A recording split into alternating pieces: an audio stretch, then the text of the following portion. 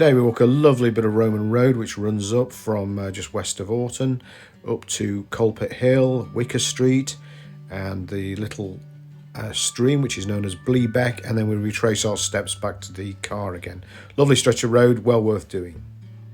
This stretch of Roman road can be followed all the way from T-Bay services on the M6 right as far as Crosby Ravensworth in the Eden Valley.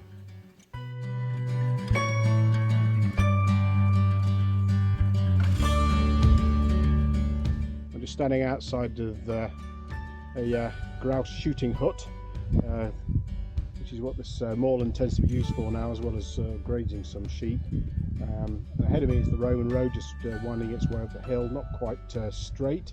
And beyond that we've got the fantastic snow-capped peak of Crossfell, the highest point on the North Pennines, which is a magnificent sight to see today, and Dunfell's next to that, still with snow on. Out of sight we have the Eden Valley.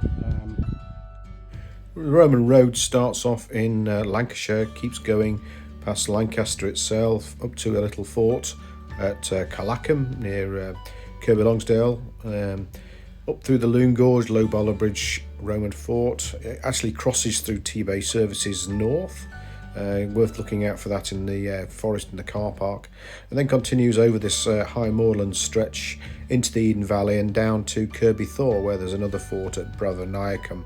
From there, the Romans had a choice of going up to Hadrian's Wall over the Maiden Way or over the Stainmore Pass, and finally onto Deer Street and up to York, or even heading north into Scotland. Although the Roman road is faint in the ground now, it's still possible to track it down.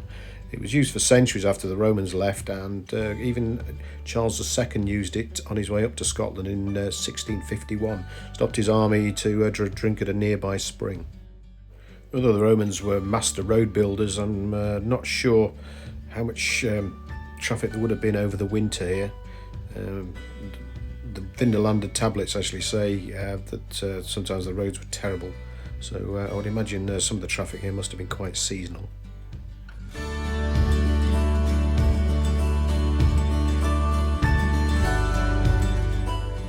Now the Roman road reaches the summit of Wicker Street, and next to it an ancient cairn which is still marked out within the grass just as a light earthwork.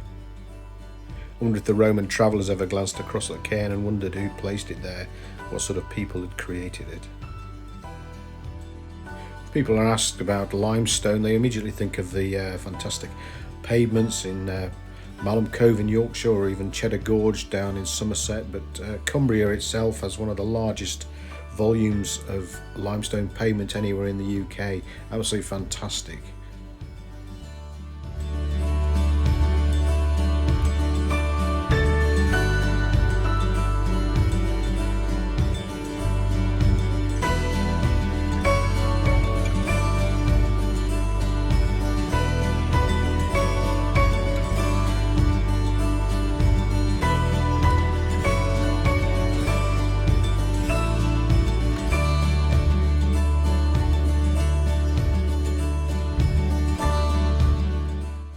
Now the Roman road descends down to Bluebeck, straight as a die, running straight ahead towards the North Pennines.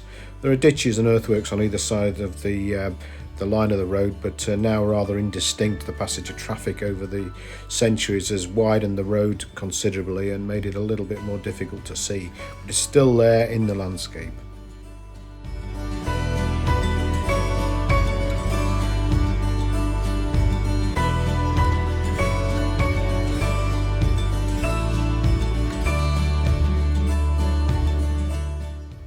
Reaching Bluebeck itself, there's a raised surface in the middle like an agger, with the trackway running on either side. I'm not quite sure at this point whether there was a bridge abutment and this is the remains of it, or it was forded and this is just the remains of the landscape between the two tracks.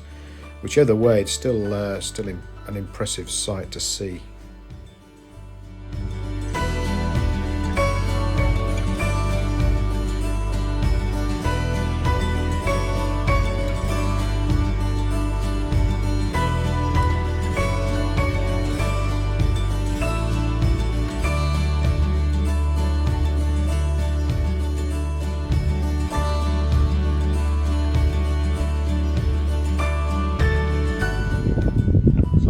going to retrace my steps and walk up Wicker Street now to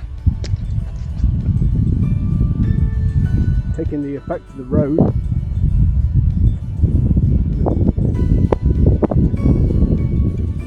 Retracing our steps south again back towards the top of Wicker Street, the lone tree just sitting on the horizon there.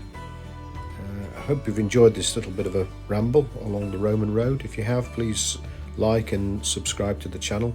Helps to create more content. Thank you.